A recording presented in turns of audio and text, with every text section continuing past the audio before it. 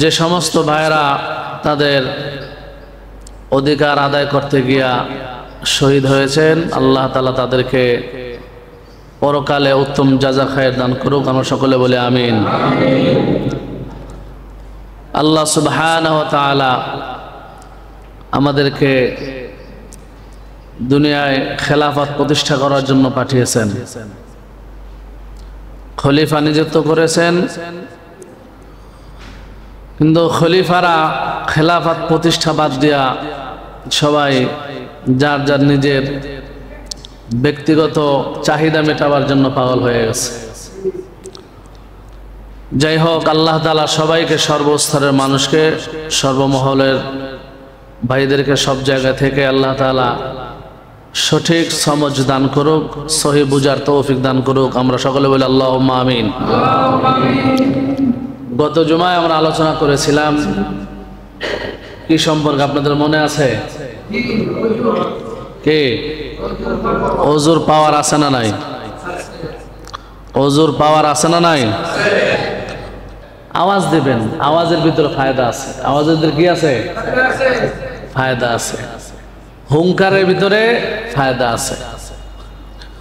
দেখেন না, মানুষ, জনগণ যখন ঘুরে দাঁড়ায়, জনগণ যখন ঘুরে দাঁড়ায় তখন জনগণের কাছে অস্ত্র লাগে না। অস্ত্র ছাড়াই তারা কি তাদের অধিকার আদায় করতে পারে যদি একতাবদ্ধ হয়ে কাজ করে। আর মুসলমান তো সেই জাতি, যে জাতি কদম সামনে দিলেও কদম আর পিছে নেয় না।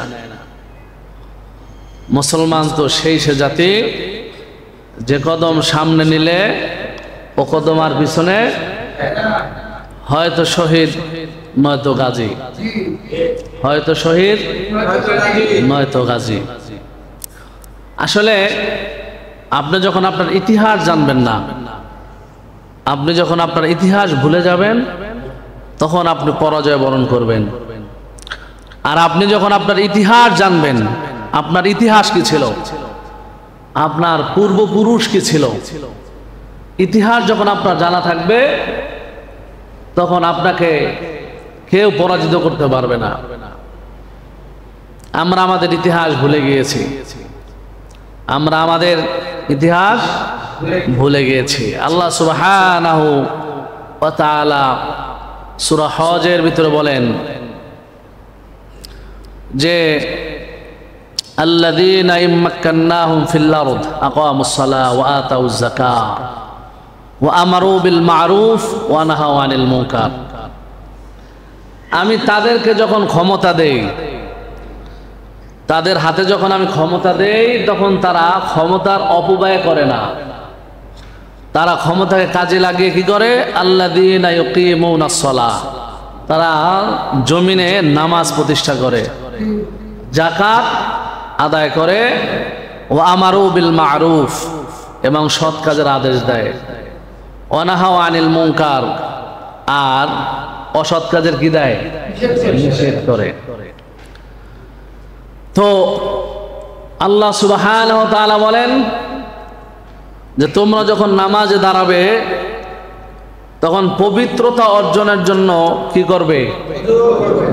বলেন বলেন কি করবে? ওযু করবে। ওযু করলে কি হয়ে যায়? পবিত্র হয়ে যায়। বলেন বলেন, ওযু করলে কি হয়ে যায়? পবিত্র হয়ে যায়। রাসূল আকরাম সাল্লাল্লাহু আলাইহি ওয়াসাল্লাম হাদিস শরীফে বলেন, কোন বান্দা যদি ওযু করার পরে আসমানের দিকে শাহাদাত আঙ্গুল উঠায়া বলে আশহাদু আল্লা ইলাহা ইল্লাল্লাহ ওয়াহদাহু লা শারীকা লাহু ওয়া আশহাদু আন্না মুহাম্মাদান আবদুহু ওয়া রাসূলুহু, কালেমা শাহাদাত পাঠ করে, আবওয়াবুস সামানিয়া, আবওয়াবুস সামানিয়া, তার জন্য জান্নাতের 8টা দরজা খুলে দেওয়া হয়। নামাজ অথবা যে কোনোর জন্য ওযু কইরা বান্দা যদি আসমানের দিকে ওযু করার পরে, কখন? ওযু করার পরে যদি কোনো বান্দা আসমানের দিকে শাহাদাত আঙ্গুল উঠাইয়া বলে, কালেমা শাহাদাত পাঠ করে, আল্লাহ রাসূল সাল্লাল্লাহু আলাইহি সাল্লাম বলেন আবওয়াবুস সামানিয়া, তার জন্য জান্নাতে 8টা দরজা খুলে দেওয়া হয়। আর রাসূল আকরাম সাল্লাল্লাহু আলাইহি সাল্লাম বলেন, গত জুমা আপনাদেরকে বলেছিলাম, ইন্না উম্মতি ইউদআউনা ইয়াওমাল কিয়ামা গুররাম মুহাজ্জালিন মিন আথারিল ওযু। যে রাসূল আকরাম সাল্লাল্লাহু আলাইহি সাল্লাম বলেন, কিয়ামতের ময়দানে আমার উম্মতদেরকে ডাকা হবে গুররাম মুহাজ্জালিন বলে। কি বলে ডাকা হবে? গুররাম মুহাজ্জালিন বলে ডাকা হবে। গুররাম মুহাজ্জালিন কি বলে? শুভ্র কপালওয়ালা, শুভ্র চান কপালওয়ালা। এদেরকে ডাকা হবে শুভ্র চান কপালওয়ালা বলে কিয়ামতের ময়দানে ডাকা হবে। ফামান ইসতাতা মিনকুম আইয়ুতিলা গুররাতাহু ফালইয়াফআল। ফামান ইসতাতা মিনকুম, যদি তোমাদের মাঝে কেউ চায় যে তাকে গুররাম মুহাজ্জালিন বলে ডাকা হবে, আইয়ুতিলা গুররাতাহু ফালইয়াফআল, সে যেন বেশি বেশি ওযু করে। সে যেন কি করে? এই কাজ বেশি করে। কোন কাজ? ওযু। ওযু যেন সে বেশি বেশি করে। রাসূল আকরাম সাল্লাল্লাহু আলাইহি সাল্লাম অন্য হাদিসে বলেন, তাবলুগুল হিলিয়াতু মিনাল মুমিনি, মোমেন যদি চায় যে তার অঙ্গ প্রত্যঙ্গ বেশি বেশি সুন্দর হবে, তাবলুগুল হিলিয়াতু মিনাল মুমিনি হাইসু ইয়াবলুগুল ওয়াজু, যদি কোনো মুমিন চায় যে তার অঙ্গ প্রত্যঙ্গ সুন্দর হবে, ঝকঝক করবে, ঝলমল করবে, হাইসু ইয়াবলুগুল ওযু, সে যেন ওযু করে। সে যেন কি করে? ওযু করে। ওযু যত বেশি হবে অঙ্গ প্রত্যঙ্গ তত শুভ্র বেশি হবে। ওযু যত বেশি হবে তার অঙ্গ প্রত্যঙ্গ সুন্দর হবে বেশি। রাসূল আকরাম সাল্লাল্লাহু আলাইহি সাল্লাম অন্য হাদিসে বলেন, মান তাওয়াজ্জা ফা আহসানাল ওযু, যে ব্যক্তি সুন্দর করে ওযু করে, খরাজাত খতায়াহু মিন জাসাদিহি, যে ব্যক্তি সুন্দর করে কি করে? ওযু করে, খরাজাত খতায়াহু মিন জাসাদিহি, তার শরীর থেকে গুনাহগুলো ঝইরা পড়ে যায়। বলে শুধু তাই না, বলে শুধু এতটুকু না, বলে যে কামা তাখরুজু তাহতাল আজফারিহি, যে শুধু শরীর থেকে না, তার নখের নিচে যদি কোনো গুনাহ থাকে, নখের নিচ থেকেও গুনাহগুলো ঝরে পড়ে যায়। ওযু, আপনি নামাজ আদায় করবেন এই নিয়তে ওযু করতে আসেন, ওযু করাতেই আপনার গুনাহ সব আল্লাহ তাআলা কি করে দিতেছেন? মাফ করে দিতেছেন। রাসূল আকরাম সাল্লাল্লাহু আলাইহি সাল্লাম অন্য হাদিসে বলেন, আমি কি তোমাদেরকে এমন একটা সুসংবাদ দিব না যে সুসংবাদ আল্লাহ তাআলা তোমাদেরকে পাপ মোচন করে দিবেন? সাহাবা আজমান বলে, ইয়া রাসূলুল্লাহ, হ্যাঁ অবশ্যই আপনি আমাদেরকে এটা তো দিবেনই। রাসূল আকরাম সাল্লাল্লাহু আলাইহি সাল্লাম বললেন, তাহলে তোমরা আহসানাল ওযু, সুন্দর করে ওযু করো। তোমরা সুন্দর করে কি করো? যদি ওযু সুন্দর করে করো, আল্লাহ তাআলা তোমাদেরকে গুনাহ মাফ করে দিবেন। বলে আর কি? বলে ওযু কইরা, গত জুমায় বলছিলাম মনে আছে নেই, যে বেলাল রাদিয়াল্লাহু তাআলা আনহু ওযু কইরা যে জায়গা থেকে নামাজের জায়গা পর্যন্ত হাইটে আসতেন, আর ওই পায়ের শব্দ কোথায় চলে যেত? কোথায়? রাসূল কারীম সাল্লাল্লাহু আলাইহি ওয়াসাল্লাম হাদিস শরীফে বলতেছেন যে ওযু করার পরে বান্দা নামাজের জায়গা পর্যন্ত হাইটা যায়। আপনি বাসা থেকে ওযু করে বের হয়েছেন, প্রত্যেকটা কদমে কদমে আল্লাহ তাআলা আপনাকে নফল সওয়াব দান করছেন।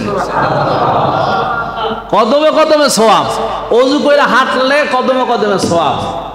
বলে এক নামাজ থেকে আরেক নামাজের জন্য মসজিদে বসে থাকা, অপেক্ষা করা, বান্দার জীবনের গুনাহ খাতাগুলো মাফ করে দেওয়া। ওযু করা, ওযুর ভিতর ফায়দা আছে না নাই? বলেন আছে না নাই? তাহলে আমাদের সুন্দর করে ওযু করা দরকার, আছে না নাই? হ্যাঁ, ওযু অবশ্যই করতে হবে, সুন্দর করে ওযু করতে হবে। রাসূল আকরাম সাল্লাল্লাহু আলাইহি সাল্লামের পরে ওযুর অনেক উপকারিতা, অনেক উপকারিতা, অনেক উপকারিতা বলছেন।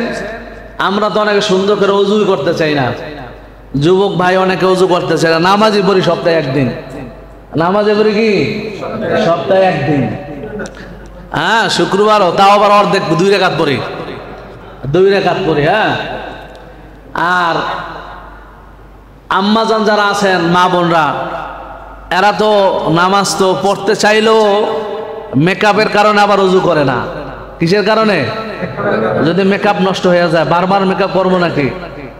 একবার মেকআপ করলে তো মাশাআল্লাহ দুপুর থেকে শুরু করে রাত্র পর্যন্ত রাখতে হবে। এখন যদি আসর ওযু করা লাগে, মাগরিব ওযু করা লাগে, এশায় ওযু করা লাগে, হ্যাঁ, তাহলে তো মেকআপ আর থাকবে না, মেকআপ তো আসল রূপ বের হয়ে যাবে। আর রাসূল আকরাম সাল্লাল্লাহু আলাইহি সাল্লাম বলতেছেন মেকআপ লাগবে না, ওযুই তোমার চেহারাকে অঙ্গ প্রত্যঙ্গে সৌন্দর্য করবে। মেকআপ লাগবে না, মেকআপ ছাড়াই তোমার অঙ্গ প্রত্যঙ্গ সৌন্দর্য হবে। যদি তোমার ওযু সুন্দর হয়ে যায়, তোমার কি হয়ে যায়? ওযু সুন্দর হয়ে যায়। ওযু সুন্দর হয়ে গেছে, তোমার চেহারা উজ্জ্বল করে দিবেন কে? বলো বলো, কে দিবে? আরে ভাই, 5 বার ওযু করলে আপনার শরীরে অঙ্গ প্রত্যঙ্গে চেহারা কোনো ময়লা থাকবে? দেখবেন এমনি আপনাকে ভাল লাগতেছে, এমনি আপনাকে ভাল লাগতেছে।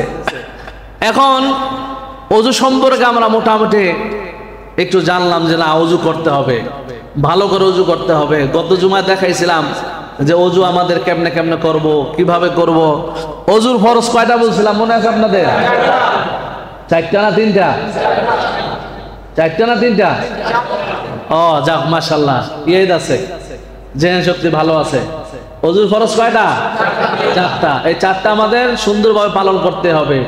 আবার ওযুর ক্ষেত্রে গিয়ে অপচয় করা যাবে না। অপচয় করা, অপচয়, ওযু করতে যাবেন আপনি ভালো নিয়েতে, যাবেন আপনি ওযু করতে, সেখানে ওযু করতে গিয়ে কি হয়ে যায় বান্দা? কার ভাই হয়ে যায়? করে ওযু হয় কার ভাই? করছে ওযু, হয়েছে কার ভাই? এটা যেন আমরা না হই। নেকের কাজ করতে গিয়ে যেন আমরা গুনাহ না করি। নেকের কাজ করতে গিয়ে যেন আমরা কি না করি? গুনাহ না করি।